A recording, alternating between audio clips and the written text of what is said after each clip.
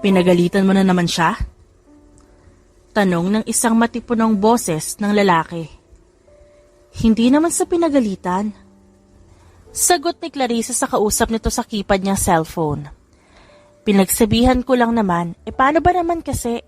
Halos linggo-linggo na ako pinapatawag sa eskwelahan. Buti sana kung dahil yun sa magandang balita hindi naman. Ano na lang ang sasabihin sa akin ni Mama kapag nalaman niyang lumaking matigas ang ulo ni Ali?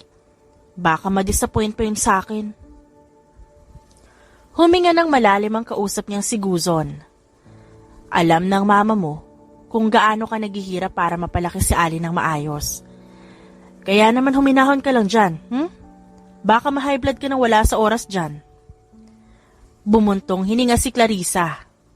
Sana nga alam ni Mama na ginagawa ko ang lahat para kay Ali, no? Gusto ko lang naman maging proud siya sa akin.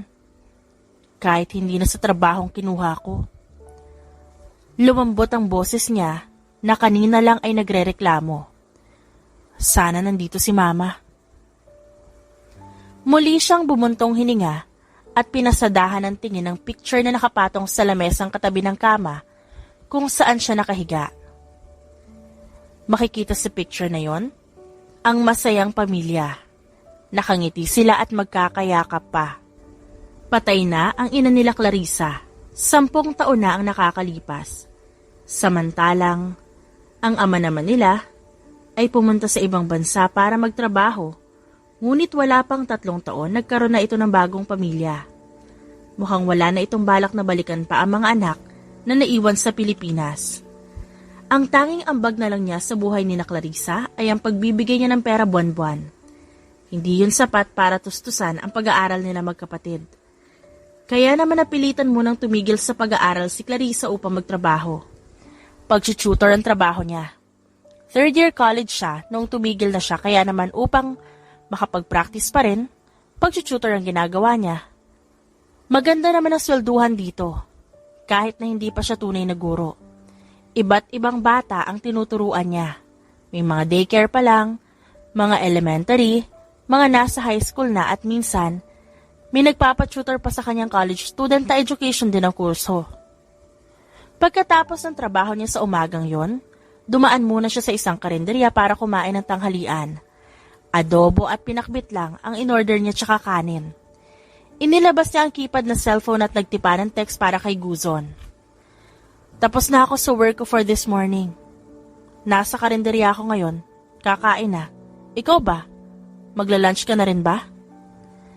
Tumingin siya sa paligid habang hinihintay ang in-order at ang reply ng textmate niya. Puno ang karinderya ng customer dahil pananghalian na. Mabuti at medyo napaaga ng konti si Clarissa dahil kung hindi, kakailanganin pa niyang maghintay o humanap ng ibang kakainan. Nag-vibrate ang cellphone niya kaya agad niya itong tinignan. Nag-rush ako ng report kaya hindi ako makakapag-lunch. Reply ni Guzon na may kasama pang emoticon na nakangiti. Kumunot ang noo ni Clarissa. Kain ka pa rin, kahit biskwit lang. Pagkontra niya sa ka-text. Kailangan ko marinig ang boses mo to ease my hunger. Napangiti ang dalaga. Kawawa ka naman. Hindi mo maririnig ang napakaganda kong boses. Kahit magtawagan pa tayo, malakas ang ingay dito. Mas malakas ang pagsigaw ng puso ko sa pangalan mo. Napangiwi na lang si Clarissa sa banat ng lalaki. Ewan ko sa'yo. Dumating na ang order nito, kaya nagsimula na siyang kumain. Patuloy pa rin silang nag-uusap ni Guzon habang kumakain siya. Pagkatapos kumain, dumiretso na siya sa susunod na bahay kung saan siya mag-tutor. Habang tinuturuan ng client, biglang nag-vibrate ang Android cellphone niya, kaya binalingan niya ito ng tingin. Tumatawag ang nakababata niyang kapatid. Kinuha niya ang cellphone at tumayo. Sasagutin ko lang tong tawag, sagutan mo muna yan. Sambit niya bago naglakad palayo. Ano yon? Bungad niyang tanong nang sagutin ang tawag. Dumaan ang ilang segundo, ay wala siyang natanggap na sagot mula sa kapatid. Ang mabigat na paghinga lang ang naririnig niya. Aldrin! Ate! Sa wakas, ay sumagot na rin si Aldrin. Mabigat ang paghinga nito at labag sa kalooban niyang tawagan ng nakakatandang kapatid niya, pero kailangan niyang gawin yon. Kumunot ang noo ni Clarissa. May problema, no? Hulaan ko. Inaway ka ni Sam? Tukoy niya sa nililigawan ng kapatid. Maikli pa siyang tumawa nang hindi sumagot ang kapatid. Ate, kailangan ka daw dito. Halos hindi na narinig ni Clarissa ang sinabi ng kapatid dahil sa hina nun. Pasikretong nagbuga ng hangin si Clarissa upang hindi yun marinig ng kapatid. Ngayon na ba? Nasa work si ate eh. Oo raw eh. Hindi ba pwedeng bukas na lang? 30 minutes pa kasi ako dito. Hintayin na lang kita. O sige, pupunta ako. Pagkarinig ng sinabi ng ate niya, pinatay niya ang tawag. Dumiretso si Clarissa sa kusina ng bahay kung nasaan ang magulang ng tinuturuan. Ma'am, pwede po bang mapaaga ako ng uwi ngayon? Kailangan kasi ako ng kapatid ko. Babawi po ako ng 30 minutes bukas. Pumayag ang amo niya sa pagpapaalam, kaya pagkatapos niyang mailigpit ang mga gamit at mabili na ng tinuturuan, umalis na siya at dumiretso sa paaralan ng kapatid. Sa daan papunta sa paaralan, nag-text siya kay Guzon. Pupunta ako sa school ni Ali. Agad niyang inilagay ang cellphone dahil nakarating na siya sa paaralan. Pagkababa niya ng sinasakyang jeep, tsaka lang niya nakitang kumakagat na pala ang dilim sa kalangitan. Hindi niya na kailangan pang magtanong ng daan papunta sa guidance office sa mga nakakasalubong. Dahil sa daming beses na siyang pinatawag doon. Sa ulado niya na ang lugar at ang pasikot-sikot doon. Tumigil siya sa paglalakad nang makarating sa harap ng office ng guidance. Nagbuga muna siya ng hangin bago kumatok ng 3 beses.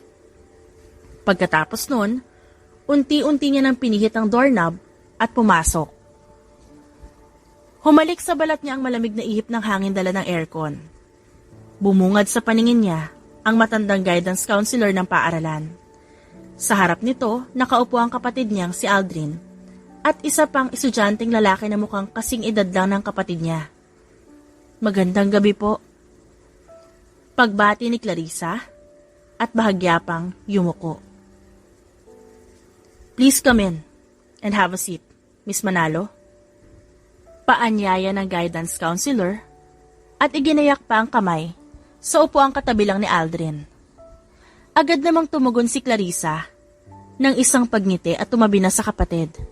Sinuri niya ang mukha ng kapatid, may pasa sa gilid ng labi na may konti pang galos at dugo. Gulo-gulo rin ang buhok nito at ang uniformeng kakaplansya lang kaninang umaga ay gusot-gusot na. Mahina siyang nagbuga ng hangin. Ayos ka lang? Mahina niyang tanong sa kanyang kapatid. Maikling tumango si Aldrin. Nakayuko ito at nilalaro ang kamaong namumula at may bakas pa ng dugo galing sa sugat. Marahang hinagod na lang ni Clarissa ang likod ng kapatid. Sanay na siya sa maiikling sagot nito tuwing tinatanong niya ito kapag nakikipag-away.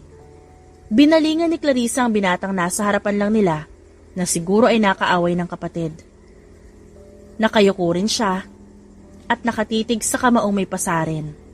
Gulo rin ang buhok nito at kusot ang uniforme. Tatanungin na sana niya kung anong pangalan ng binata na magsalita ang guidance counselor. Let's just wait for the guardian of Miguel. Pahayag ni Mrs. Andam, ang guidance counselor. Walang darating para sa ulol na yan. Biglang pagsasalita ni Aldrin. Wala namang nagmamahal dyan eh. Kaya anong aasahan nyo? Nag-angat ng mukha si Miguel, ang kausap ng kapatid ni Clarissa, at ginantihan ang masamang tingin sa kanya. Anong sinabi mo? Nagngingit-ngit na tanong niya. Kumuyong pa ang kamao. Ngumisi si Aldrin. Totoo naman ah. Yung huling taong nagmamahal sa'yo, iiwan ka na rin. Mamamatay na siya, di ba? Pang-aasar pa nito. Aldrin? Saway ni Clarissa sa kapatid. Ano ba yung sinasabi mo? Kahit na walang kaalam-alam si Clarissa sa sinasabi ng kapatid niya, ay alam niyang hindi tamang hayaan na sabihin ito ang ganung bagay. Magsasalita na sana si Mrs. Andam nang makarinig sila ng katok mula sa pintuan. Nang bumukas yun, iniluwanan ng isang lalaki. Matangkad at may matipunong pangangatawan. Malapad ang balikat nito. Nag-ikot ng mata si Aldrin sa hangin at nag-iwas na lang ng tingin. Mahina pa itong nagmura. Yumuko ang lalaki at bumati. Magandang gabi. Agad nitong binalingan ng tingin si Miguel. Tito? Kunot noong tanong ni Miguel. What are you doing here? Good afternoon. Almost evening. But, please take a seat. Walang baling-baling na umupo ang tinawag ni Miguel na tito sa tabi nito. Pinatawag ko ang mga guardian ng dalawang batang to para personal na sabihin sa inyo na seryoso ang naging pag-aaway nila. Kailangan silang mabigyan ng disciplinary action bukas na bukas din. Sorry to disrupt you, ma'am. Pero bakit niyo po kami pinatawag kung bukas pa naman po yung disciplinary action? Hindi na napigilan pa ni Clarissa ang itanong yon. Sayang yung sasahurin sana niya dahil sa biglaang pagpapatawag sa kanya. Umiling-iling si Mrs. Andam. Kaya ka siguro tumigil sa pag-aaral dahil hindi ka pwedeng maging guro, Miss Manalo. Miss Tulang tumigil ang pagtibok ng puso ni Clarissa sa mga binitawang salita ng guidance counselor. Mali. Tumigil ang mundo niya sa pag-ikot. Hindi niya ikinahihiyang pansamantala siyang tumigil sa pag-aaral dahil para naman yun sa kapatid niya. Ang ayaw niya lang ay tuwing may mga taong insensitibo na binabanggit ang bagay na yon na para bang isa yung joke. Lalo na sa harap ng mga taong hindi naman nila kilala dahil hindi siya komportable. Mariin na lang niyang kinagat ang pang-ibabang labi nang maramdaman ang tingin ng ibang tao roon sa kwarto. Idinaan na lamang niya sa pagtawa ang hiyang nararamdaman. Mapagbiro talaga kayo. Actually, gusto ko rin itinanong ni Miss kanina. Sambit bigla ng tiyuhin ni Miguel, dahilan para mapatingin sa kanya sina Clarissa at Mrs. Andam. Huwag niyo pong masamain, dahil hindi naman po kami nagrereklamo. Gusto lang po naming malaman. Napatigil si Clarissa sa pagsasalita nang marinig niya ang boses ng tito ni Miguel. At isa pa, hindi lang dahil sumang-ayon yun, kundi talagang napakapamilyar nito. Pamilyar na para bang halos araw-araw niya na itong naririnig. Ngumiti ng konti si Mrs. Andam. Mga iho, pwede bang lumabas muna kayo? Tanong nito sa dalawang estudyante na agad namang sumunod. Ganito kasi yan. Gaya ng sabi ko kanina, seryoso ang naging away nila na kinakailangan mabigyan agad ng disciplinary action bukas. Maaari silang masuspend or worse, ma-expel. Nahulog ang panga ni Clarissa nang marinig ang maaaring makuhang parusa ng kapatid. Agad na dumaloy ang pangamba at pag-aalala sa sistema niya. Ayaw niyang ma-expel ang kapatid. Pag-aaralin niya ito hanggat kaya niya. Dahil alam niyang may pangarap ito. Kaya kailangan na umatan kayo bukas. I want to tell you this personally. Kailangan kayong dalawa bukas. I want to make sure that both of their guardians, both of you will come tomorrow. Tumango naman ang dalawa. Rest assured po na attend ako bukas. Agad na sagot ni Clarissa. Pero gaano po kalaki ang maaaring chance na ma-expel si Aldrin? As you know, Miss Manalo, we have terms to consider first at yun ang pag-uusapan sa meeting bukas. Kaya kailangan yung dumalo. Makakaasa ba akong darating kayo bukas? Muli ay tumango ang dalawa. You have my words, ma'am. Sagot ng tito ni Miguel. Bumaling si Mrs. Andam kay Clarissa para sa sagot nito. Miss Manalo. Tumango siya. Maaasahan niyo ako. Sagot niya, kahit na iniisip ay kung paano siya makakapunta dahil may trabaho siya bukas. Dati-rati kasi ay sinasabi ang meeting hinggil sa kapatid 3 araw bago ang araw ng meeting.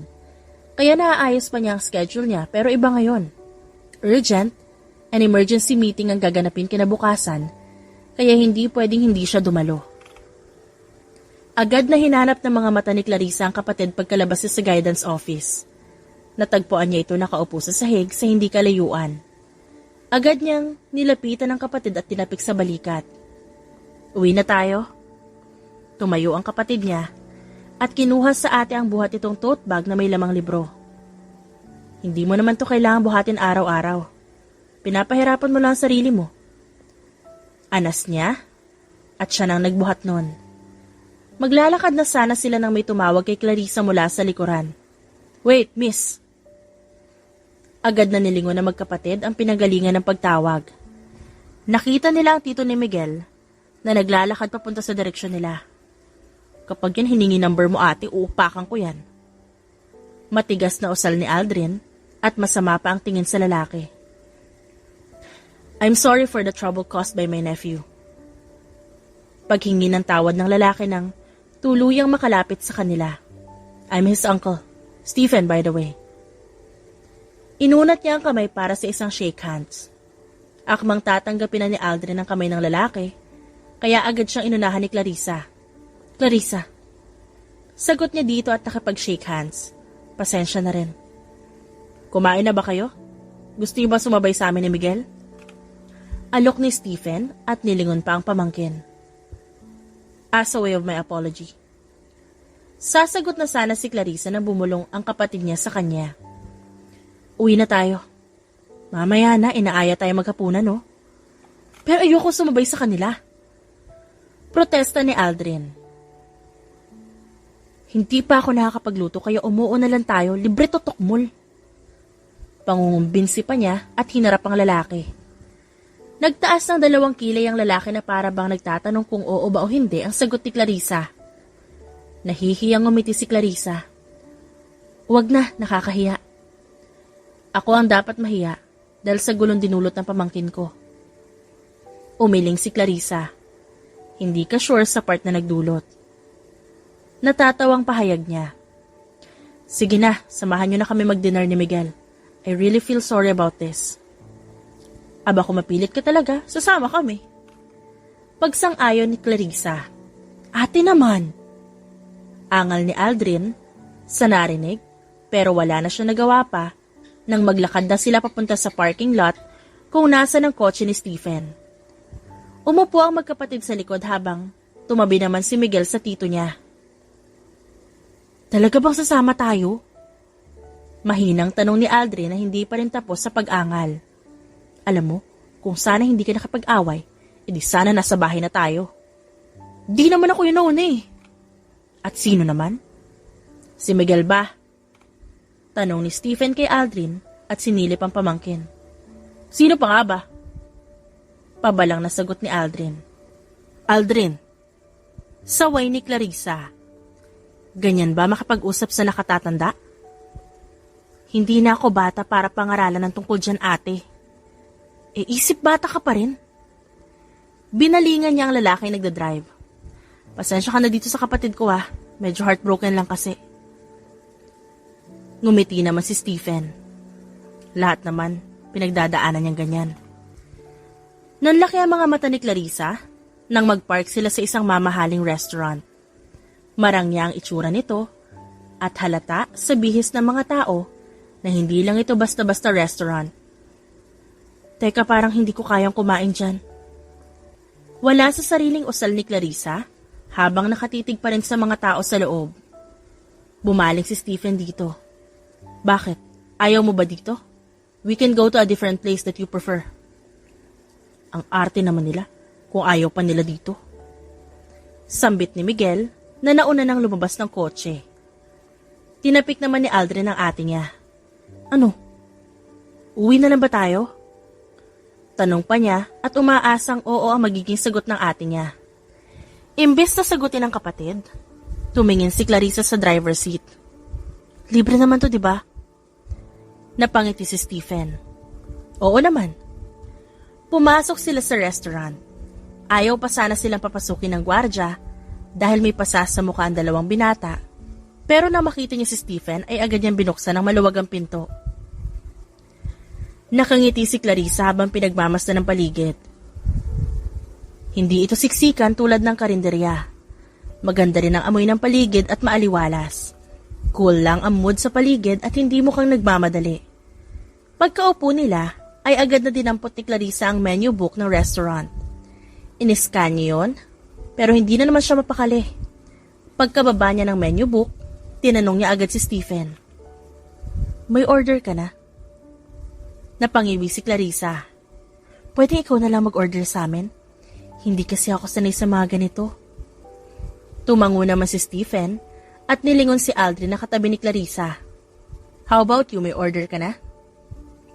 Kung ano na lang kay ate. Walang gana nitong sagot nang hindi man lang binubuklat ang menu book. Nakatingin pa ito sa kawalan. May dumating ng waitress sa table, kaya agad na sinabi ni Stephen ang order nila, kasama na ang order ng kanyang pamangkin. Can we also request for 2 first aid kit? Tanong pa ni Stephen bago umalis ang waitress.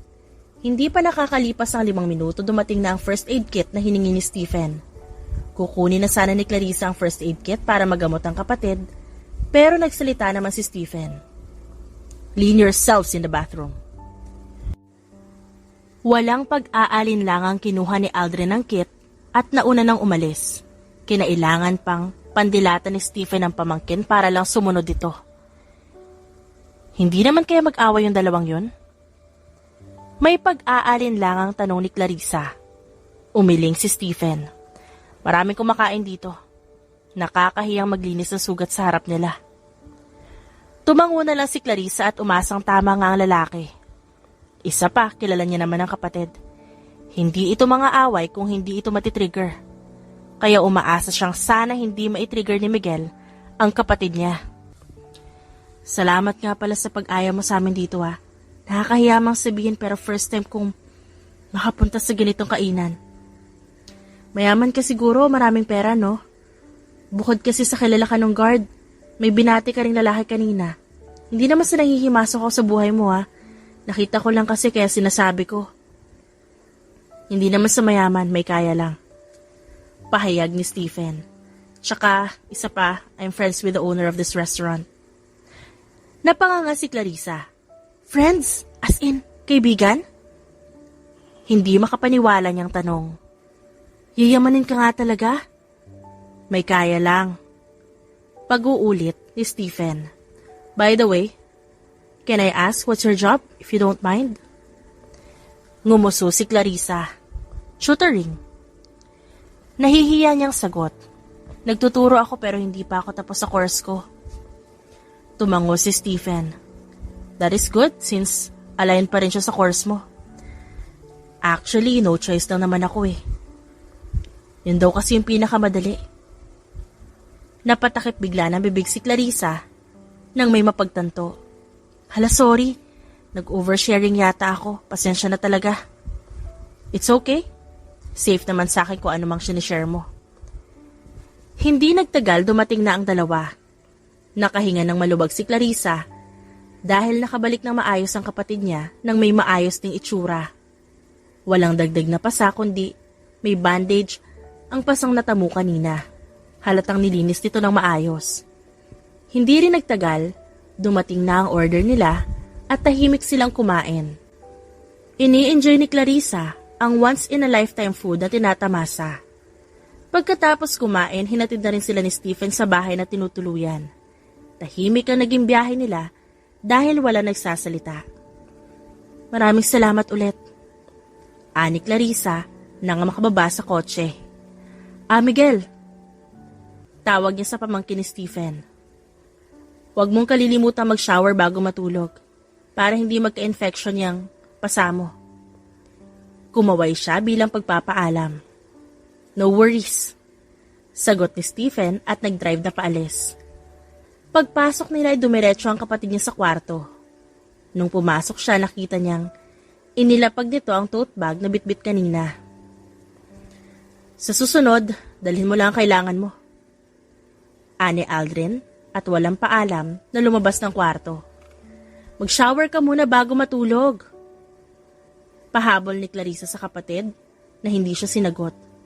Pinanood niya lang ito na tuluyang lumabas ng kwarto. Maglalakad na rin sana siya palabas na magsalita ang kapatid. Magpahinga ka na. Ako na maglalak ng pinto at papatay ng ilaw. Malakas na sabi ni Aldrin mula sa labas ng kwarto ng ate niya. Sasabihin sana ni Clarissa na may nakalimutan pa siya, pero nagsalita naman ang kapatid niya. Titignan ko rin ang kusina at aayusin ang mga pagkain na tira ko meron. Napangiti naman ng maliit si Clarissa. Bumugas siya ng hangin at umupo sa kama. Kinuha niya na lamang ang kanyang cellphone at may text doon. Pupunta rin ako meeting ngayon. Teka, text kapag nakauwi ka na. Text ni Guzon sa kanya. Ngumiti siya at nagtipa. Nakauwi na ako, ikaw ba? Hindi nagtagal, natanggap niya ang reply ni Guzon. Safe ka ba nakauwi? Safe and kicking. Ikaw ba? Nakauwi ka na? Saglit niyang ibinaba ang cellphone at tinanggal ang sapatos kasama ang medyas. Dinaanan ko pa si Josh, ayaw kasi paawat eh. Sagot ni Guzon nang hawakan muli ni Clarissa ang cellphone. Kung ganon, kasama mo siya ngayon. Ganon na nga, hindi kasi siya maawat ng mga staff niya rito. Kung di ko pipigilan baka magwala to, war freak pa naman. Tawagan mo na lang ako pag nakauwi ka na. Ibinaba na muna ni Clarissa ang keypad na cellphone at kinuha ang Android cellphone. Kinausap niya ang mga among papasukan sana niya bukas at nag-excuse na muna. Pumayag ang mga magulang nang tinuturuan niya dahil regular naman siya nagtatrabaho sa mga ito. Halos mag-aalas 9 na noong matapos niyang kausapin lahat ng magulang nang tuturuan sana niya kinabukasan. Nakapikit na ang mga mata niya at handa nang matulog nang tumunog ang ringtone ng keypad cellphone niya. Agad siyang nagmulat ng mga mata at tinignan kung sino ang tumatawag. Automatikong umarko ang labi niya nang makitang tumatawag si Guzon. Nakauwi ka na? Bungad na tanong niya nang sagutin ang tawag. Narinig niya ang mahinang pagtawa mula sa kabilang linya kaya napakunot ang noo niya. Ba't ka tumatawa? Namiss ko lang ang boses mo. Malambing na sagot ni Guzon. Kumusta ang lakad mo?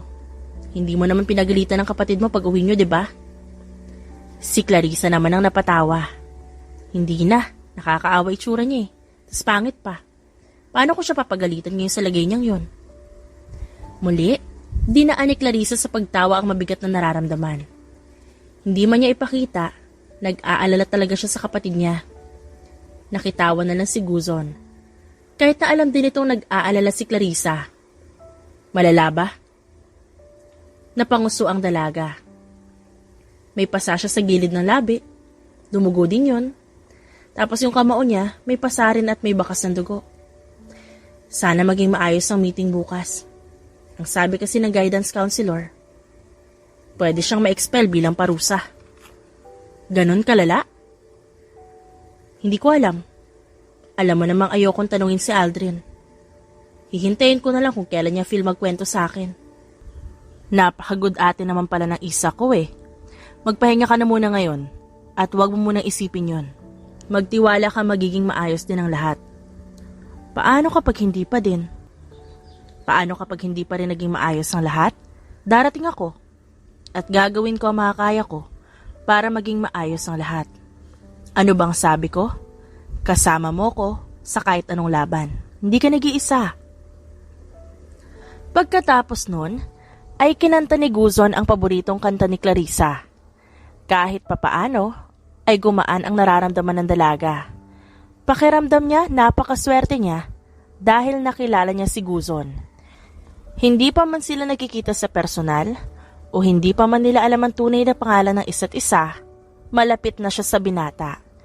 Hindi niya rin may pagkakailang na pamahal na siya rito dahil alam ng binata kung paano pagaanin ang nararamdaman niya. Kumusta ang performance ko? Pagtatanong ni Guzon nang matapos siya sa pagkanta. Sinisira mo yung image ng favorite song ko eh. Pang-aasar ni Clarissa. Ang sabihin mo, lalo ka lang nahuhulog sa akin dahil sa galing kong kumanta.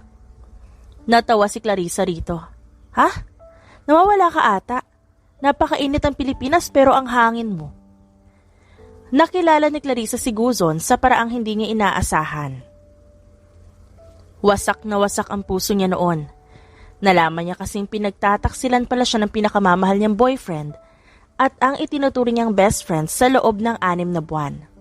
Sa kagustuhang ilabas ang sakit na nararamdaman sa ex-boyfriend, tinawagan niya ang number nito at pinagmumura at pinagsalitaan ng masasamang salita. Lingid sa kaalaman niya na wrong number pala siya. Ibang tao pala ang natawagan niya. Ang taong yun ay wala iba kundi si Guzon. Sinubukan niyang patahanin at i-comfort si Clarissa dahil naranasan na rin niyang mapunta sa ganong sitwasyon. Ginawa niyang makakaya niya para hindi tuluyang masiraan ng ulo si Clarissa. Tinulungan niya itong bumangon at muling humarap sa mundo.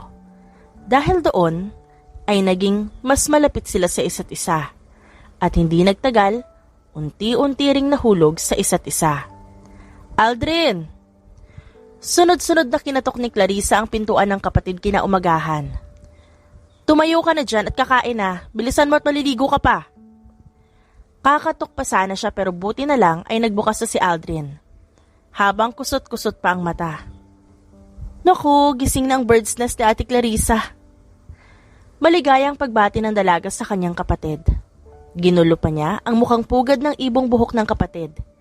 Inakbayan pa niya ito kahit na mas maliit siya kumpara sa nakababatang kapatid at hinila na papunta sa kusina. Sabay silang kumain. Ate. Biglang pagtawag sa kanya ng kapatid, kaya nag-angat siya ng tingin. Kung may expel man ako. Hindi natapos si Aldrin sa kanyang sasabihin na magsalita ang kanyang ate. Huwag ka magsalita ng ganyan, Ali. Hindi naman siguro. At saka hindi naman ganun katigas siguro ang puso ng mga mag-a-assist sa inyo mamaya. Umiling si Aldrin. Gusto ko. Hayaan mo ako magtrabaho kung sakaling mangyari yon. Si Clarissa naman ang umiling. Kung ma-expel ka man sa school mo ngayon, edi mag-transfer ka. Hindi yun mahirap gawa ng paraan, Ali. Paano kapag walang tumanggap sa akin? Paano kapag ayaw nilang lahat sa akin? Nahihiyang tanong ng kapatid niya. Tinignan ni Clarissa ang mga mata ng kapatid pero agad naman itong yumuko. At nilaro ang pagkaing nasa pinggan. Kung hindi ka man tanggapin ng lahat, tumingin ka lang sa akin. Tingin ka lang kay ate, Kasi ako, kahit na anumang gawin mo, tanggap kita. Hindi kita kailanman iiwanan. Palagi ako nasa tabi mo. Pagkatapos nilang makapaghanda, gumayak na sila papunta sa paaralan ni Aldrin. Nang magsimula ang meeting, tahimik lang si Aldrin at nakayuko. Hindi siya nakikinig, kundi gumagawa ng plano kung sakaling ma-expel nga siya. Sa huli, pinatungan sila ng parusang community service sa loob ng 2 buwan. Dahil doon ay para bang nabunutan ng tinik sa lalamunan si Clarissa. Masayang masaya siyang lumabas ng guidance office habang si Aldrin naman ay wala pa ring kibo. Clarissa! Napatigil sila sa paglalakad nang lumapit sa kanila si Stephen. Uy! Uwi na ba kayo? Nakangiting tanong ni Clarissa. May sasabihin daw itong pamangkin ko eh. Nakangiti ring sagot ni Stephen at tinapunan pa ng tingin ang katabing pamangkin. Yumuko naman si Miguel. I am apologizing for the trouble I caused. Diretso nitong sambit na para bang isang robot at umayos ng tayo. Pasensya na po ate. Lalong napangiti si Clarissa at tumingin din sa kapatid. Pati itong si Aldrin may sasabihin daw. Nanlaki naman ang mata ni Aldrin dahil wala siyang maalalang may sinabi siyang ganon. Umiling pa siya sa ate niya bilang pagtanggi. Pinanlakihan tuloy siya ng mata ni Clarissa at palihim siyang kinurot sa tagiliran. Humingi ka lang ng tawad. Bulong pa niya at muling humarap kina Stephen. Nahihiya raw sabihin. Yumuko na lang si Aldrin gaya ng ginawa ni Miguel. Pero pasensya na po, hindi ako nagsisisi sa pagsuntok ko sa pamangkin niyo. Dahil nilalandi niya ang nililigawan ko. Napasapo na lang sa noo si Clarissa sa mga sinabi ng kapatid. Nahihiya niyang tinakpan ang bibig nito at agad nang umiti. Humihingi talaga siya ng tawad sa pang-aabala sa inyo. Hindi lang niya alam kung paano yung sabihin ng maayos. Ngumiti naman si Stephen. Ayos lang yun. Can we talk for a moment? May tatanong lang sana ako. Tumayo ng tuwid si Aldrin sa narinig. Pwede mo naman tanungin dito. Tinignan siya ng masama ng ate niya, kaya nag-ikot lang siya ng mata sa hangin. Pumunta sa lilim ng isang kahoy sina Clarissa at Stephen. Walang masyadong estudyante sa bandaron dahil abala silang mananghalian. Nasabi mo sa akin na nagtututor ka. Panimula ng binata sa kanya. Pwede mo kayang turuan din yung pamangkin ko? Natigilan si Clarissa. Babayaran kita, don't worry. Agad namang pag-agap ni Stephen. Ayos lang ba yon? Tuwing uwian sa bahay sana kahit tuwing MWF lang. Bakit ako ang kinukuha mo? Maingat na tanong ni Clarissa. I mean, mukha ka namang mayaman. Pwede kang mag-hire ng mga licensed teacher na magtuturo sa kanya. Pwede kang kumuha ng may mga experience. Nagtataka lang ako, bakit ako? Ngumiti at bumuntong hininga muna si Stephen bago nagsalita. Alam ko matuturuan mo siya, may tiwala ako sa'yo. Pero kakakilala pa lang natin kahapon. Tsaka, nag-aalangan ako eh. Hindi ba parang hindi naman akma yun sa pamangkin mo? Patanong na sambit ni Clarissa at napangiwi. Oo, tama ka dun. Nakakakilala lang natin kahapon. Pero sinunod ka niya sa sinabi mo kagabi bago kami umalis. Palagi ko siyang pinapaalalahanan na maligo tuwing may mga pasasya. Pero kadalasan, hindi niya ako sinusunod. Pero nung ikaw ang nagsabi, wala pang 3 minuto nung makauwi kami naligo na siya. You have the effect on him. Hindi naman kita minamadali sa sagot mo. You can take your time. Hindi maalis sa isipan ni Clarissa ang mga sinabi sa kanya ni Stephen. Pinag-isipan niya yon ng mabuti. Tingin mo ba, dapat kong tanggapin yung alok sa akin na i-tutor yung isang batang parang kaaway ng kapatid ko? Tanong niya kay Guzon na magkausap sila kinagabihan. Ikaw kung gusto mo, pero kung ako, siguro kung kailangan ko na ekstrang kita, gagawin ko.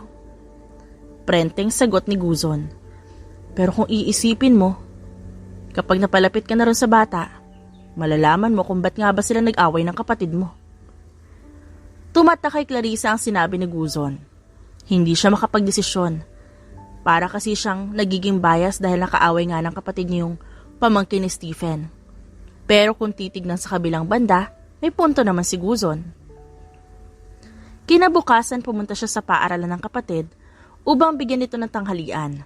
Nilapitan niya ang pamangkin ni Stephen at tinanong ang number ng tiyuhin nito. Hello? Who's this? Tanong ng isang matipunong boses nang tawagan ni Clarissa ang number na binigay ni Miguel. Good afternoon. This is Clarissa Manalo. Yung kapatid ni Aldrin. Si Stephen ba tong kausap ko? Clarissa? As in, ate nang nakaaway ng pamangkin ko? Tumango si Clarissa. Ako nga. Paano mo nakuha ang number ko? Hiningi ko kay Miguel. Hindi ka naman magagalit nun, di ba? Siyempre hindi. Ba't naman ako magagalit? Maikling tumawa si Stephen. Bakit nga pala napatawag? Napag-isipan mo na ba yung offer ko? Hindi agad nakasagot si Clarissa. Iniisip niya kung dapat nga ba niyang ituloy ang plano o hindi. Habang si Stephen, matyagang hinihintay ang sagot ng dalaga kahit na natahimik ito. Umaasa siyang oo ang magiging sagot nito dahil alam niyang makakatulong ito sa pamangkin niya. Ibinuka ni Clarissa ang bibig. Tinatanggap ko ang offer mo. Kinabukasan ay agad siyang nagsimula magtrabaho kay Stephen.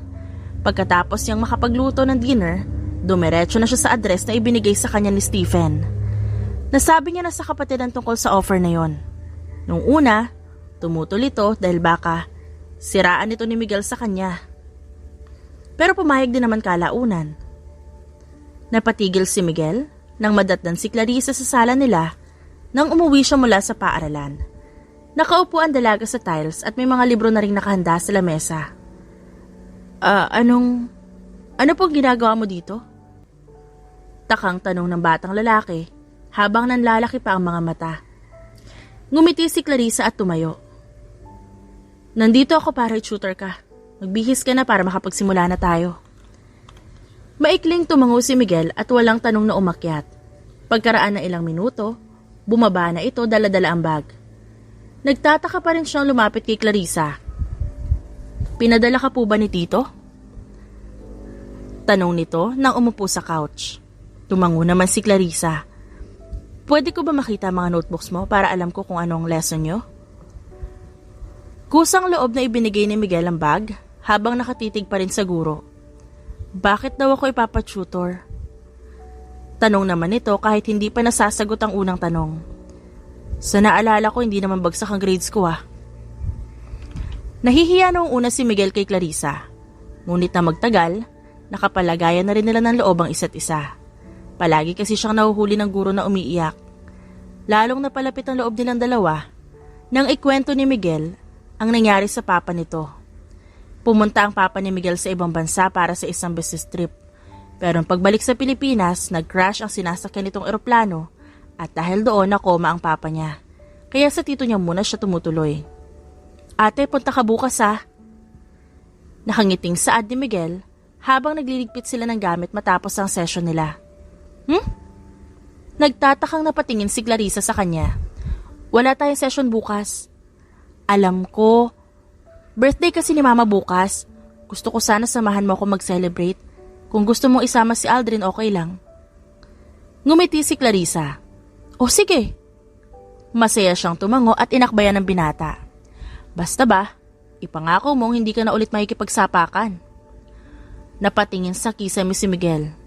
Mahirap ata yan, lalo na kapag si Aldrin ang kalaban ko. Ngumisi siya upang asarin ang guro. Sinamaan tuloy siya ng tingin nito. Ginulo ni Clarissa ang buhok niya. Kung laban sa mobile games yan, ayos pa. Pero laban sa pisikal? Ako na lang tatapos sa inyo. Pareho silang tumawa. Paglabas ni Clarissa ng bahay, sakto namang dumating si Stephen.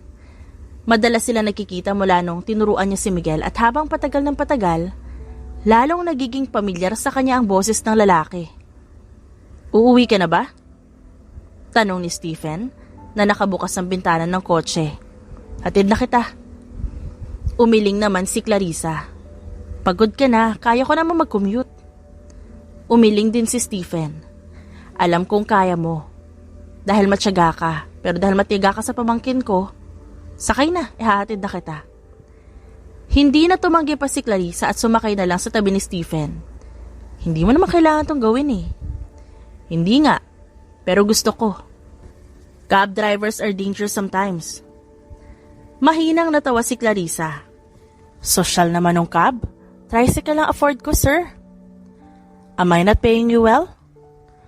Tanong ni Stephen habang nakakunot pa ang noo. Umiling si Clarissa. Hindi naman sa ganon. May pinag-iipunan lang ako. You should still take care of yourself. Hindi mo alam baka pinag-iipunan mo na pala ang funeral mo. Or funeral expenses mo kung sino. Sinubukan ni Stephen na patunuging biro ang boses niya pero seryoso siya. Kumabog naman ang dibdib ni Clarissa. Yung linyang yon. Madalas niyang marinig ang linyang yon mula sa isang lalaking malapit sa kanya. Ang linyang yon, madalas sabihin sa kanya ni Guzon. Lalong lumakas ang kutob niya na baka nga ang binatang ito ay si Guzon. Maraming salamat sa paghatid. Usal ni Clarissa nang makababa ng kotse. Pagkaalis ni Stephen, pumasok na siya sa bahay. Inilak niya ang pinto at dumiretso sa kwarto ng kapatid. Sinilip niya ito at nakitang tulog na. Halos ganoon palagi ang sitwasyon. Pagdating niya, tulog na ang kapatid. Kinaumagahan ay sinabi niya sa kapatid ang pag-imbita ni Miguel pero umayaw lang ito. Ang sabi pa nito, ikaw na lang pumunta. Mas gusto ko pa matulog kaysa makita ang tukmol na yun. Hapon na at nag-aayos siya. Simpleng puting dress lang ang suot niya. Pagdating niya sa bahay na tinutuluyan ni Miguel, bumungad sa kanya si Stephen at nakaayos din ito tulad niya. Nandiyan na si ate? Malakas na tanong ni Miguel mula sa kusina. Nagmamadali siyang naglakad papunta sa sala. Nandiyan ka na pala ate, tara kain na tayo. Maligaya siya nitong hinila kasama si Stephen. Simple lang ang naging handaan. Walang maraming bisita. Masaya silang kumain at nagkwentuhan. Ihahatid ko na siya kaya ikaw ang mag-ayos ng pinagkainan Taas kilay, nasambit ni Stephen habang nakangisi sa pamangkin. Ngumuso naman si Miguel. Ba't kasi hindi pa ako pwedeng mag-drive? Pagre-reklamo nito. Bye Miguel, salamat sa pag-imbita. Enjoy cleaning. Nakangiting pagpapaalam ni Clarissa at kumaway pa. Bago tuluyang makaalis sa kusina, kumindat pa siya para lalong asarin ng binata. Natatawa siyang lumabas ng bahay. Sarap niyang asarin. Sambit pa niya bago tuluyang makalabas. Sanay ka na talaga sa bata, no? Tanong ni Stephen bago nagpatiunang sumakay ng kotse. Sumunod namang sumakay si Clarissa. Sanay na ako sa mga isip bata. Natatawang diin niya. Nailing na lang si Stephen at nag-drive na. Sa totoo lang, naiinggit ako sa'yo. Dahil within a short period of time na magkasama kayo, naging komportable agad siya sa'yo. Huwag kang mainggit sa akin, mag-uncle kaya kayo. Hindi kayo close? Natigilan si Clarissa nang may mapagtanto. Umiling si Stephen bilang sagot. Kung di pa nangyari yun kay kuya, hindi ko pa masyado makakausap tong pamangkin ko. Napanguso si Clarissa, pero gusto mong mapalapit sa kanya. Tumango naman si Stephen, habang nakatingin pa rin sa kalsada. Gusto ko syempre, hindi ko lang alam kung paano. Huwag mo lang siyang patuloyin sa bahay mo, patuloyin mo rin siya sa buhay mo. Nagtaas ng kilay si Stephen. What do you mean? Hayaan mo siyang pumasok sa buhay mo. Huwag yung ikaw lang ang pumapasok sa buhay niya. It doesn't work that way. Hayaan mo siyang pagsilbihan ka. Kapag nararamdaman mong gusto niya makipaglaro sa'yo, as long as kaya mo makapaglaro ka. Kapag pakiramdam mo naman, gusto niya makapag-usap sa'yo, as long as you have time, makapag-usap ka. At kung wala ka talagang time, gumawa ka ng paraan para magka-time ka sa kanya. Pagkapasok niya sa kwarto niya na makauwi, agad niyang tinawagan si Guzon. Hindi pa lumilipas ang 1 minuto, sinagot na nito ang tawag. Nakauwi na ba ang isa ko? Malambing na pambungad ni Guzon. Hindi mo ba naisip na magkita tayo? Magkita na kaya tayo sa personal? Ha? Bakas sa boses ni Stephen ang pagkabigla. I mean, ba't mo naman biglang nasabi yan? Umupo si Clarissa sa kama at tinanggal ang suot na sandal shoes. Matagal na tayo magka-text at nagtatawagan. Di ba dapat magkita na tayo sa lagay na to? Naghintay si Clarissa ng ilang minuto, pero hindi nagsalita ang katawagan niya. Ayaw mo ba? Hindi naman sa ayaw. Busy kasi ako. Alam mong wala akong oras para sa ganitong bagay. May kung anong tumusok sa puso ni Clarissa sa sinabi ni Guzon. Bumalik sa isip niya. Ang sinabi sa kanya kanina ni Stephen. Kung wala ka talagang time, gagawa ka ng time para sa kanya. Masakit din. Dahil hindi man lang sinusubukan ni Guzon na gumawa ng time para sa kanya. Seryoso ka ba sa akin? Seryosong tanong ni Clarissa. Nagsimula nang mag-init ang gilid ng mga mata niya. Do you even have the plans to meet me in person? Seryoso ka ba talaga sa akin o ginagawa mo lang ako papalipas oras? Kasi kung oo, Guzon? Kung oo, pwedeng tigilan mo na lang ako? Lumabas siya ng kwarto at dali-daling pumunta sa banyo para hindi maistorbo ang kapatid na natutulog. Hindi sa ganun. Seryoso ako sa'yo, Isa. Maniwala ka, seryoso ako sa'yo. The thing is, hindi pa ako handang makita ka sa personal. Bakit? Dahil baka pangit ako? Dahil baka hindi ako kasing ganda na iniisip mo? Hindi mo ba ako matatanggap kapag hindi ako kasing ganda ng ex mo? Tuluyan ang tumulo ang luha niya. Sinubukan niya yung punasan pero walang silbi. Siyempre hindi. Hindi importante sa akin kung ano man na itsura mo, Isa. Sorry. Patawarin mo sana ako pero hindi pa kasi ako handa ngayon. Kaya mo naman ako hintayin, di ba? Konti na lang malapit na. Malapit na ako maging handa. Hindi niya mapigilan ang mga luhang tumutulo mula sa mga mata niya. Pakiramdam niya, hindi siya sapat. Pakiramdam niya may kulang sa kanya kung kaya't hindi pa handa ang lalaking makita siya. I understand why you wouldn't pick up. But please, at least read this message. Huwag mo sanang iisipin na hindi ka sapat. At may kulang sa'yo dahil hindi pa ako handang makita ka. Sapat ka, tandaan mo yan. Sobrang sapat ka, Isa. Walang problema sa'yo. Sa totoo nga lang, hindi kita deserve eh. May ibang lalaking mas kaya kang tratuhin ng tama pero nakikiusap ako. Hintayin mo pa ako ng konti. Malapit na ako. Malapit na ako. Sana kaya mo pa akong hintayin kahit konti. Gusto kong maging deserving sa'yo kaya hinahanda ko ang sarili ko. Gusto kong kapag nagkita tayo, Kaya na kitang tratuhin ng maayos. I know you deserve better. That is why I am choosing to be better. Kinabukasan ng hapon, 30 minutes bago ang tutoring session ni na Clarissa at Miguel, nag-message si Miguel sa kanya. Ate, pwedeng mag-skip muna ako ng session ngayon? Bibisitahin ko kasi si Papa. Agad naman siyang nag-reply bilang pagpayag. Naglalakad na siya papunta sana sa village ni na Miguel pero dahil hindi nga tuloy, napagdesisyonan niya na lang maglakad-lakad hanggang makabalik sa terminal ng bus. Napatigil siya nang may madaan ng nightclub. Wala sa sarili siyang pumasok doon. Madilim ang paligid at tanging mga LED lights lang ang nagpapailaw rito. Hindi ito karaniwang nightclub dahil walang nagsasayaw. Umorder siya ng light drink at umupo sa isang sulok. Iniisip niyang naging pag-uusap nila ni Guzon at ang text ng lalaki sa kanya.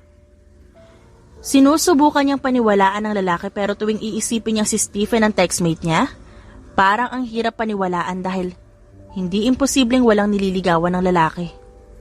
Clarissa? Her heart skipped a beat. Ang boses na yon ay napakapamilyar. Hindi niya matukoy kung dahil ba nakailang lunok na siya ng alak kaya kung ano-anong naiisip niya o totoong may tumatawag sa pangalan niya. Ikaw nga. Mula sa kung saan umupo ang isang lalaking nasa harapan niya. Malabo nung una ang figura ng lalaki pero nang maayos niyang paningin nakilala naman niya ito. Ikaw pala yan, Stephen. Ikaw yung uncle ni Miguel, tama? Si Miguel. Yung nakaaway ng kapatid ko dahil sa babae? Kumunot ang noo ni Stephen. Lasing ka na ba? Ako? Lasing? Itong mukha kong to? Iuuwi na kita. Tumayo si Stephen at akmang hahawakan na sana ang dalaga. Pero agad siya nitong tinignan na masama. Itong mukha ko. Aniya at tinuro ang mukhang medyo namumula na. Pangit ba ako? Hindi ba ako maganda? Hindi ba worth it paglaanan ng oras? Anong sinasabi mo? Iuuwi na kita. Akmang hahawakan na siya ulit ng binata pero tinabi niya ang kamay nito. Sagutin mo ko. Hindi ba ako maganda? Nagbuga ng hangin si Stephen. Maganda ka. Maganda ka kaya tara na umuwi na tayo. Sa pagkakataong ito nakuha niya ang kamay ng dalaga. Maingat niya itong itinayo at pinaakbay sa kanya. Inakay niya ang dalaga papunta sa kotse. Maingat niya itong pinahiga sa likod at maingat na nagmaneho. Bakit ka ba nag-inom ngayon? Ang akala ko, may tutoring session kayo ni Miguel. Sabi ni Stephen sa dalagang nakahiga sa likod. May sinasabi ka ba? Ang sabi ko, ba't ka uminom? Hindi naman sa sinabi kong hindi ka dapat uminom, pero di ba may trabaho ka ngayon? Napanguso si Clarissa. Uminom ako dahil hindi ako worth it. Pakiramdam ko hindi ako worth it. Kahit sinabi niyang sobra pa ako, ayaw niya yata sa akin eh. Ano nang gagawin ko ngayon? Sino ba yung walang iyang lalaki na yan? At lulumpuin ko para sa'yo. Sambit ni Stephen na para bang nakikipag-usap siya sa isang batang aksidenteng nauntog ang ulo. Sino ba siya para paiyakin ka? Ikaw. Napaigtad si Stephen sa biglaang sinabi ni Clarissa. Ikaw. Teka, bakit ako? Bakit ako? Di naman kita inaano ah. Ikaw may kasalanan ng lahat ng to eh. Umiiyak na sambit ni Clarissa at tinuro-duro pa ang lalaki. Sino ka nga ba para gawin sa akin to, ha? Sige nga, lumpuin mo yung sarili mo. Naiiling na lang si Stephen sa mga sinasabi ni Clarissa dahil wala siyang kaalam-alam. Masakit ang ulo ni Clarissa nang imulat ang mata kinabukasan. Sinubukan niyang tumayo pero parang nabibiyak ang ulo niya, kaya naman humiga na lang siya. Inunat niya ang kamay sa bedside table at hinanap ang cellphone pero hindi niya ito mahanap. Aldrin! Sigaw niya upang tawagin ang kapatid. Hindi siya sumagot kaya muli siyang sumigaw. Aldrin, nasan ka ba? Lumipas ang 1 minuto at pumasok na si Aldrin sa kwarto ng ate niya. Ano ba yon? Magsasalita na sana si Clarissa pero nagsalita ang kapatid niya. Masakit ang ulo mo? Gusto mo dala kita dito ng pagkain? Pumamewang pa siya at tinignan ng masama ang ate. Oo na, ito na nga, kukuha na ako. Pasalamat ka, pangit ka at mabait ako. Muli siyang lumabas ng kwarto at nang bumalik siya, may buhat-buhat na siyang tray kung saan nakalagay ang isang bowl ng noodles.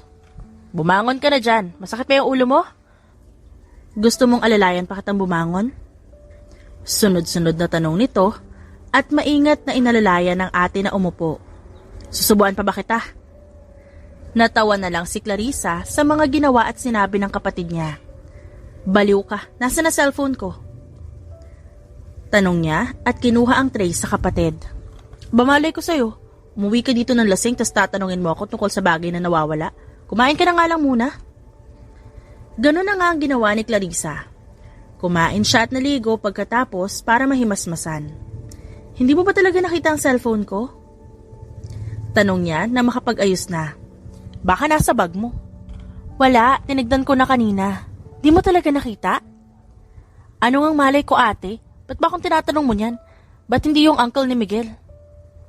Kumunot ang noo ni Clarissa. Ba't naman ako magtatanong kay Stephen? Natatawa niyang tanong. Siya yung naghatid sa'yo dito eh. Napatigil si Clarissa sa paghahanap.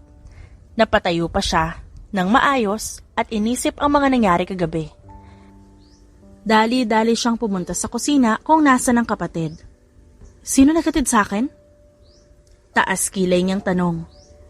Yung uncle nga ni Miguel. Diin pa ni Aldrin. Teka, di mo maalala?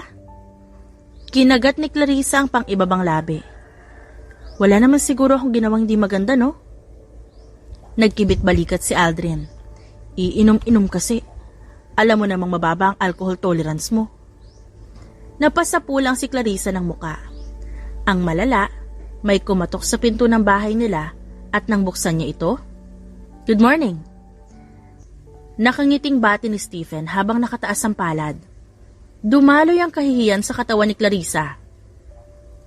Gusto niyang isara ang pinto at magtago, pero hindi niya magawa. Nahihiya siyang ngumiti na naging ngiwi. Good morning. Tumikim siya ng hindi mautal. Anong ginagawa mo dito? Sino yan ate, ba't di mo papasukin? Tanong ni Aldrin mula sa kusina. Oo nga pala, pasok ka. Alok ni Clarissa at binuksan ng maluwag ang pintuan. Pasensya na kung hindi kalakihan ang bahay namin ha. Pagkapasok ni Stephen, hinarap agad siya ni Clarissa habang nakangiti pa rin. Pumunta ako dahil may nakalimutan ka. Mula sa bulsa, inilabas niya ang kanina pang hinahanap ni Clarissa na Android cellphone. Umawang ang labi ni Clarissa at mabilis na kinuha yon. Naku, salamat. Paano to napunta sa'yo? Kumunot ang noo ni Stephen. Hindi mo maalala o ayaw mong alalahanin? Nagtaas pa siya ng 2 kilay. Tumawa si Clarissa. Ikukuha lang muna kita ng juice ha. Pag-iiba niya ng topic at akmang aalis na nang pigilan siya ni Stephen. Wag na, may hihilingin lang sana ako. Humarap sa kanya si Clarissa. Ano yun? Pwede mo ba ako samahan sa mall? Magpapatulong sana akong bumili ng panregalo. Tumango na lang si Clarissa at hindi na siya nagtanong pa. At agad na pumasok sa kwarto. Nagpalit siya ng damit. Ayaw niya ng pag-usapan pa kung ano nangyari kagabi. Alis na kami. Tumawag ka kapag may problema ha? Isang beses na tumango si Aldrin. Ikaw ang tumawag kapag may problema. Sumakay na sila ng kotse at gumayak papunta sa mall. Kagabi nga pala. Pag-uumpisa ni Stephen. Sino nga pala yung riregaluhan mo? Sino yung bibilhan natin? Mabilis na pag-iiba ni Clarissa ng usapan bago pa masimulan ang topic na ayaw niyang pag-usapan. Isang taong espesyal sa akin. Umawang ang labi niya at kumirot ang dibdib. Girlfriend mo? Future wife. Nakangiting sagot ni Stephen. Kaya gusto ko ikaw ang tumulong sa akin na pumili ng panregalo sa kanya. Lalong kumirot ang puso niya sa naging sagot ng lalaki. May girlfriend ka na pala? Sayang naman, may irireto pa naman sana ako. Pagbibiro niya upang itago ang nararamdaman. Mariin niyang kinagat ang pang-ibabang labi at tumingin sa labas ng bintana. Ano ba mga bagay na gusto niya? Para alam natin kung ano bibilhin. Pero may plano ka na ba ibibigay sa kanya? Tumango si Stephen. Gusto niya ang mga bata. Yun lang? Pagkarating nila sa mall, pumili na nga sila ng pwedeng ipanregalo. Dumiretso sila sa isang kilalang brand ng mga alahas. Gusto ko siyang bigyan ng singsing. Sambit ni Stephen nang makapasok sila sa shop. Bumati pa ang mga staff sa kanya. Ano sa tingin mo ang pwede natin kunin sa kanya? Yung best. Para magpa-propose ka na sa dating niya na. Biro naman ni Clarissa. Parang gano'n na nga. Tumingin pa sila ng iba't ibang disenyo ng singsing. Anong paborito niyang bulaklak? Simple lang, gumamela. Puno ng pagmamahal ang boses ni Stephen. Tumango na lang si Clarissa at muling kinagatan pang ibabang labi. Hindi niya maipaliwanag ang nararamdaman.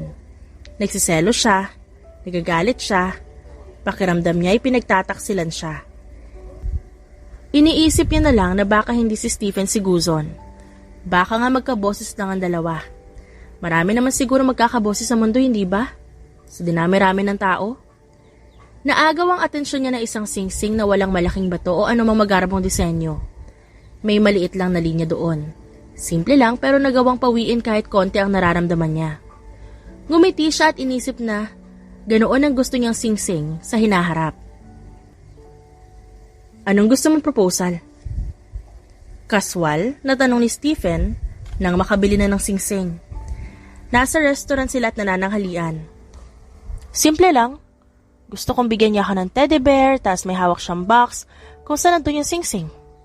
Gusto ko yung kami lang dalawa, wala masyadong tao. Basta, kami lang. Do you mind me asking kung ba't wala ka pang boyfriend? Ngumuso si Clarissa. Tingin mo wala akong boyfriend? Sinapo niya ang dibdib na para bang nasasaktan. Na-offend ako dun Mukha ba talagang walang papatol sa akin? Umiling si Stephen. Mukha kang... Nagtaas naman ng 2 kilay si Clarissa. Mukhang napakasimple mong tingnan. Hindi ka man manamit ng magagarbo, ay mukha kang elegante. Kahit na hindi ka magsuot ng accessories. Maganda ka. Dahil ikaw ay ikaw. Mahinang suminghap si Clarissa.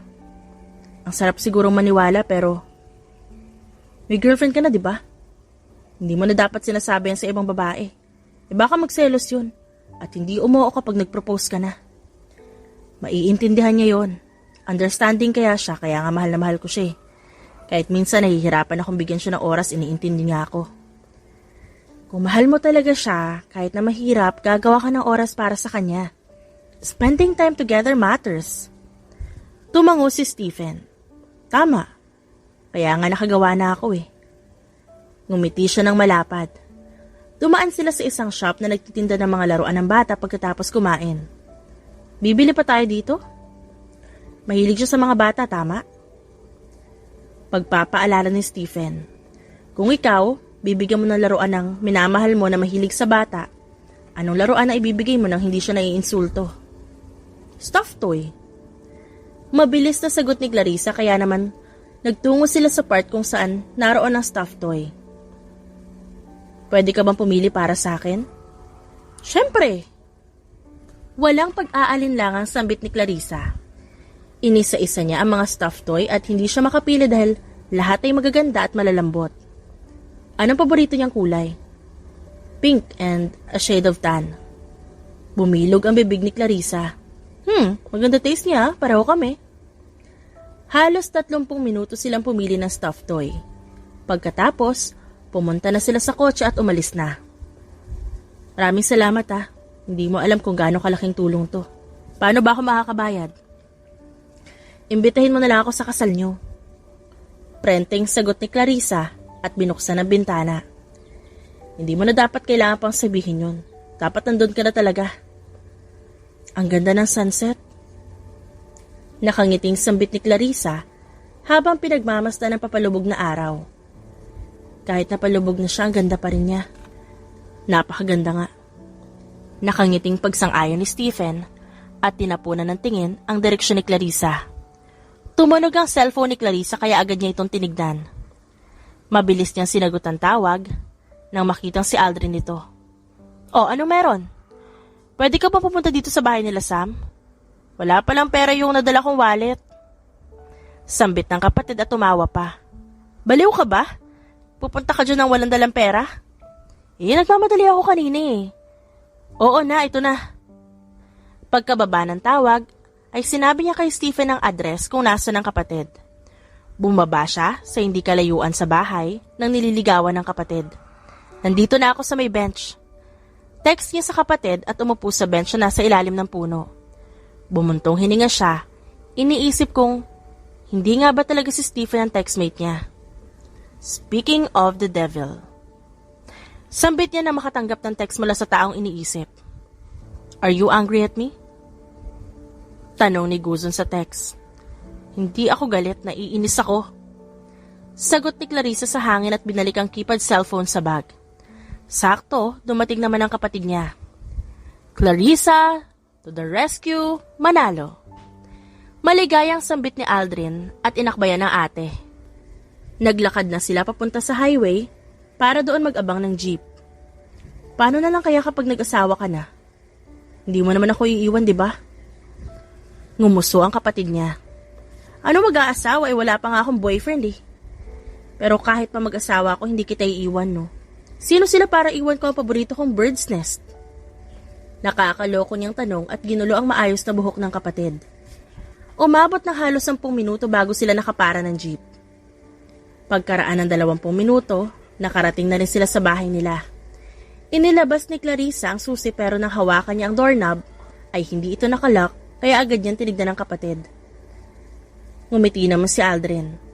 Baka nakaligtaan kong ilak dahil sa pagmamadali. Anito at nagpisain pa. Paano na lang kapag may magnanakaw dyan sa loob? Ate, wala namang magnanakaw dyan sa loob eh. Kahit pa, humanda ka pa rin. Pumulot ng bato si Clarissa at dahan-dahang pinihit ang doorknob tsaka pumasok. Maingat ang paglalakad niya. Madilim ang paligid dahil nakapatay ang mga ilaw at madilim na rin ang kalangitan. Binuksan niya ang kwarto at wala namang nakitang kahina-hinala kaya dumiretso sila sa kusina. Napatigil siya nang makitang may parang stuffed toy na nakapatong sa lamesa. Dahan-dahan siyang lumapit doon at kinuha ito. May kung ano siyang pinindot sa kamay ng stuffed toy. Hello? Nagre-record ba to? Pamilyar ang boses na yon na nanggagaling sa stuffed toy. Hindi nga lang niya masabi kung boses ba yun ni Stephen o Guzon. Happy birthday! Sana magustuhan mo itong munting regalo ko sa'yo. Huwag mo sana isipin na may kulang sa'yo at di ka sapat. Sobra ka pa sa sapat. You're too special to me that I don't wanna lose you. Naramdaman ni Clarissa ang panginginig ng tuhod niya kaya humila siya ng upuan at umupo doon. Mabilis ang pagtibok ng puso niya. I know you deserve better, and I'm trying my best to be that better. I'm sorry kung tumanggi ako makapagkita sa'yo. It doesn't have anything to do with your appearance, Isa. Your appearance, what you look like, it doesn't matter to me. I'm just... Hinahanda ko pa lang ang sarili ko noon. Gusto kong maging deserving sa'yo. Gusto kong maging deserving sa pagmamahal mo. Mahal na mahal kita, Clarissa. Kumunot ang noo ni Clarissa sa pangalan na sinabi ni Guzon. Hindi kasi niya sinabi sa lalaki ang totoo niyang pangalan. Nag-vibrate ang cellphone niya sa bag kaya kinuha niya ito. At may notification sa social media niya. Stephen Guzon sent you a friend request? Mahinang basa niya sa natanggap na notification. Mabilis na kumabog ang dibdib niya nang mapagtanto yun. Stephen Guzon? Banggit niya sa pangalan. Yes, Isa ko. Mula sa kung saan biglang lumitaw si Stephen na may dalang kandila. Bakit ang dilim dito? Naputulan ba kayo? Pagbibiro niya at inilapag ang kandila sa lamesa. Umupo rin siya sa tabi ni Clarissa na nakatitig lang sa kanya. Ba't ganyan ka makatingin? Masyado na ba akong gumwapo? Kasabay ng pagtulo ng luha sa mata ni Clarissa, ay ang mahina niyang pagsuntok sa dibdib ni Stephen. Ikaw? Ikaw si Guzon? Nabasag na ng tuluyan ang boses ng dalaga. Inilapit ni Stephen ang upuan at pinahid paalis ang luha ng dalaga sa pisngi nito. Hindi ba? Gusto mo na magkita tayo? Ba't ka umiiyak ngayon? Malambing niyang tanong. Muling sinuntok ni Clarissa ang binata, habang patuloy pa rin sa pagtulo ang mga luha niya sa mata. Ikaw kasi, ba't mo ba ito ginagawa sa akin? Hindi na napigilan pa ni Stephen ang sarili. Niyakap niya ang dalaga ng mahigpit. Isinandal niya ang ulo nito sa kanyang dibdib at hinaplos ang buhok nito. Sorry, pasensya na. Hindi pa ako handa na makipagkita. Gusto ko lang tiyakin na maayos ako at handa ako para sa'yo. Humiwalay si Clarissa at tumingin ng diretso sa mga mata ni Stephen. Ngayon, handa ka na ba sa akin? Kung gusto mo nga magpakasal bukas, magpapakasal na tayo eh. Hindi papayag si Aldrin. Nakangusong saad ni Clarissa. Talaga? Pagsang-ayon ni Aldrin, pumasok ito sa kusina na may daladalang tray. Inilapag niya sa lamesa ang dish na buhat-buhat. Papayag ako manligaw siya. Pero ang magpakasal agad, hindi. Patunayan niya muna na karapat-dapat siya, no? Ano siya, sinuswerte? Tsaka, hindi dahil mayaman ka okay na agad. Pinaiyak mo kaya ang ate ko. Ipinaliwanag ni Stephen kay Clarissa kung paano niya na lamang siya ang textmate nito. Kahapon, habang nakahiga ka sa kalasingan, nag-text ako bilang guzon. May sasabihin ako importante sa'yo. Tapos bigla kang nagreklamo sa akin kung bakit pa nagte-text ang guzon na yun sa'yo. Bakit hindi na lang kasi siya makipagkita? Kaya nalaman ko na si Clarissa na ate nang nakaaway ng pamangkin ko at ang isa na minamahal ko ay iisa. Masugid na nanligaw si Stephen sa dalaga. Hindi yun naging madali dahil pati si Aldrin nililigawan niya. Lalo pat mahigpit si Aldrin sa kanya. Nagre-record na ba talaga to? Tanong ni Clarissa habang hawak-hawak ang kamay ng stuffed toy. Oo nga. Happy birthday, Stephen Guzon. Sana magustuhan mo tong regalo ko. Huwag mo lang sabihin na gaya-gaya ako Tumawa siya. Salamat kasi palagi mong pinaparamdam sa akin na espesyal ako at walang kulang sa akin. Salamat dahil pinaparamdam mo sa akin na mahal mo ko. Dahil dyan, makinig ka sa sasabihin ko Listen carefully dahil isang beses ko lang to sasabihin. Kumakabog ang dibdib niya at tumikim siya. Sinasagot na kita. Pumasok sila sa isang relasyon na walang paglilihim, walang pagtatago ng sikreto at walang pagkukunwari. Nangako silang kahit walang kwentang bagay ay hindi nila ililihim sa isa't isa. Dahil para sa kanila ang pagiging totoo sa isa't isa, ang isa sa mga daan patungo sa matibay na relasyon. Nagpatuloy ang pagkakaroon nila ng tapat na relasyon. Pinagpatuloy ni Clarissa ang kanyang pag-aaral at nakapagtapos ng kursong education. Makalipas ang 5 taon, naging matatagang kanilang relasyon at napagdesisyonan din nilang magpakasal. Nabiyayaan sila ng 3 makukulit na mga anak, namuhay sila ng mapayapa at tapat sa isa't isa. At syempre, hindi nila nakalimutan yung itanim sa mga anak nila. The end.